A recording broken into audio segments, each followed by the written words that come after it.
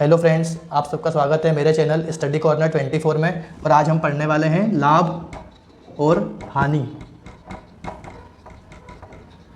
Profit and loss. Okay, तो profit और loss क्या होता है? प्रॉफिट मतलब जैसे कोई प्रॉफिट लॉस के साथ साथ हमको पता होना चाहिए किसी चीज़ के बारे में। पहला पता होना चाहिए हमको क्रय मूल्य, दूसरा पता होना चाहिए विक्रय मूल्य। क्रय मूल्य मतलब बाइंग प्राइस, किसी चीज़ को हमने कितने रुपए में खरीदा। और दूसरा पता होना चाहिए हमको सेलिंग प्राइस। यदि हमको लाभ और हानि, किसी चीज़ की लाभ और हानि या लाभ और हानि का परसेंटेज निकालना हो तो उसके लिए हमको क्रय मूल्य और विक्रय मूल्य के बारे में पता होना चाहिए। किसी वस्तु का क्रय मूल्य क्या होता है और विक्रय मूल्य क्या होता है। जो वस्तु को हम जिस मूल्य पर खरीदते हैं उसको बोलते हैं वस्तु का क्रय मूल्य, और जिस वस्तु को हम जिस मूल्य पर बेचते हैं उसको बोलते हैं विक्रय मूल्य। यदि क्रय मूल्य जो है विक्रय मूल्य से ज़्यादा हुआ तो क्या होगा हमको इस केस में? हानि। कैसे? एग्जाम्पल, कोई वस्तु को हमने 5 रुपये में खरीदा और बेच कितने में दिया उसको हमने 4 रुपये में, तो क्या हो गया? ये 1 रुपये का क्या हुआ? हमको हानि हो गई। 5 रुपये में खरीदा, 4 में बेच दिया, तो ये क्या हो गई? हमको हानि हो गई। और जिस केस में क्रय मूल्य विक्रय मूल्य से क्या हो? कम हो, मतलब हमने खरीदा 4 रुपये में और उसको बेच कितने में दिया हमने? 5 रुपये में, तो 1 रुपये का क्या हुआ? हमको यहाँ पे लाभ हुआ। तो इस केस में जब क्रय मूल्य ज़्यादा कम हो और विक्रय मूल्य ज़्यादा हो तो लाभ होता है, और जब क्रय मूल्य ज़्यादा हो और विक्रय मूल्य कम हो तो उस केस में क्या होती है? हानि होती है। तो हम इस बेस पे 2-3 क्वेश्चन करने वाले हैं। ओके, क्वेश्चन है, किसी वस्तु को, वस्तु मतलब मटेरियल को 770 रुपये में बेचने पर 12.5% का क्या होता है? हानि होती है।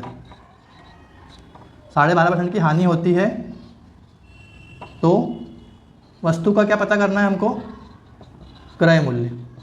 ओके, क्वेश्चन है, किसी वस्तु को 770 रुपये में 770 में बेचने पर मतलब ये क्या हो गई? उसकी सेलिंग प्राइस। ओके, 12.5% की क्या होती है? हानि। तो हमको वस्तु का क्रय मूल्य मतलब क्या पता करना है हमको? Buying price. ओके, तो हम सॉल्व करते हैं इस क्वेश्चन को। सॉल्यूशन, तो 12.5% की क्या हो रही है? हानि। तो हमारे पास एक मेथड है, हम उससे सॉल्व करेंगे। 12.5% मतलब क्या होता है? 12.5%। ओके, कितना हो जाएगा?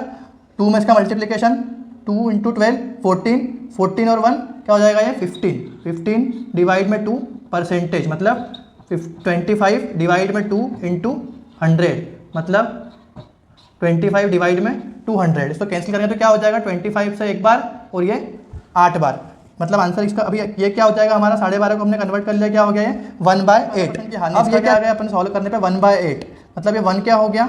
हानि, और डिवाइड में जो 8 है ये क्या है? क्रय मूल्य। ओके, मतलब 1 जो है यहाँ पे हानि और 8 जो दिखा रहा है वो किसको दिखा रहा है? क्रय मूल्य को। तो विक्रय मूल्य क्या हो जाएगा इसका? विक्रय मूल्य क्या हो जाएगा? ये क्रय मूल्य है 8 और विक्रय मूल्य है, सॉरी हानि है 1, तो विक्रय मूल्य कितना हो जाएगा? 8 - 1, क्योंकि 8 क्रय मूल्य था, उसमें से 1 रुपये की हमको हानि हुई है, तो विक्रय मूल्य कितना हो गया? 7। ओके, विक्रय मूल्य कितना हो गया हमारा? 7। ओके, तो 7 के साथ में क्या ले लिया हमने? 7x। ओके, तो विक्रय मूल्य क्वेश्चन में दिया है 7x = कितना दिया है? 770। ओके, 770, तो x की वैल्यू कितनी आ जाएगी? 110। ओके, तो हमारा जो हो जाएगा क्रय मूल्य निकालना है, तो क्रय मूल्य कितना हो जाएगा हमारा? क्रय मूल्य 8 था हमारा, तो 8 क्या हो जाएगा? 8x मतलब 8 × 110, तो कितना हो जाएगा? ये 880 रुपये। तो ये हमारा क्रय मूल्य आ जाएगा। चाय के मूल्य में यदि 20% की क्या हो जाए? वृद्धि हो जाए। ओके, चाय के मूल्य में 20% की वृद्धि हो जाए तो जो गृहिणी है, 20% की यदि वृद्धि हो जाए तो गृहिणी उपयोग में कितना % कम खर्च करे जिससे व्यय में कोई परिवर्तन न हो। इस टाइप के क्वेश्चन के लिए हम एक मेथड लेते हैं। क्वेश्चन ये है, फिर से देखते हैं हम कि चाय के मूल्य में कितना 20% की क्या हो जाए? यदि वृद्धि मतलब 20% इंक्रीज हो जाए, चाय के जो चाय है उसके जो रेट है वो 20% क्या हो जाए? बढ़ जाए।